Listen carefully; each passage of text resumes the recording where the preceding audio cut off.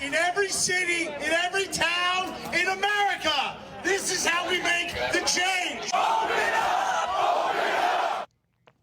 Hundreds of outraged protesters gathering last night outside a pub on Staten Island. One of the bar's co-owners, Danny Presti, was arrested earlier this week for staying open in defiance of New York coronavirus rules. Joining me now is Danny Presti, co-owner of Mac's Public House. Danny, good to see you again. We had you on a couple of days ago. This was pre-arrest. Then you got arrested a short time later. Can you tell us now why you were arrested, one, and did they have an arrest warrant when they came in? Thanks for having me on. No, they did not have an arrest warrant. They didn't even have a warrant to come in.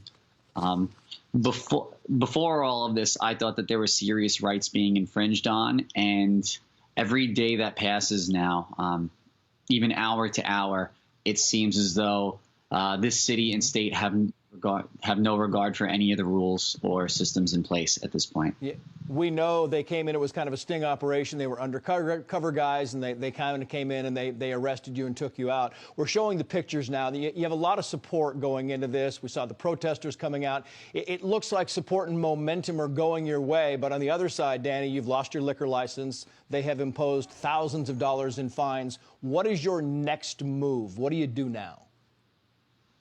It's become a complicated process. Again, they have no disregard for any of the rules or laws in place. So the last couple of days, they've formed a barricade of sheriffs, a literal wall in front of our establishment, and will not let anybody in, even though there's an order on the door that says that we're allowed to have the public in. They're just saying that we're not allowed to have service. And they had the state senator, Andrew Lanza, put in handcuffs for trying to come in, even after we said that he was our legal co-counsel. And they're not even giving any answers. So the situation has now escalated into all of this. And we do have a team of not only people supporting us, but a legal team trying to sort through all of this mess, because there's a complete disregard for any of the rights or laws that we're supposed to have. And it's got to be frustrating when you see all these cases of political hypocrisy across the country. You said this, and I want to see if you stand by it, Danny. We have pleaded with Mayor de Blasio and the governor, Andrew Cuomo, to work with us, and they haven't. They kept kicking the can down the line, trying to blame the federal government. But you know what? The federal government did not shut us down. New York was shut down by the governor and his mayor. It's on them.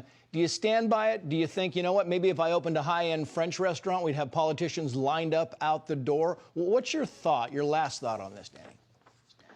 Yeah, it's exactly what I said there is exactly how we feel. And, you know, I think that everybody can see that there is hypocrisy all over the place when these governors, such as in California, can go and eat at these fancy restaurants and do these things. And even last night after our rally, which was tremendous, we went 3 blocks away and we went into an establishment and actually sat down and had something to eat because it was before 10 o'clock.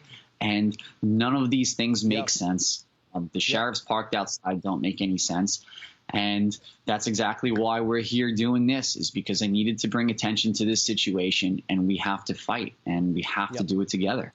Because you're in an orange zone across the tracks. It's a yellow zone, and then the rules are different. Danny, best of luck to you. We'll bring you back on as the news breaks in this, but you know, we're watching. Thank you, Danny.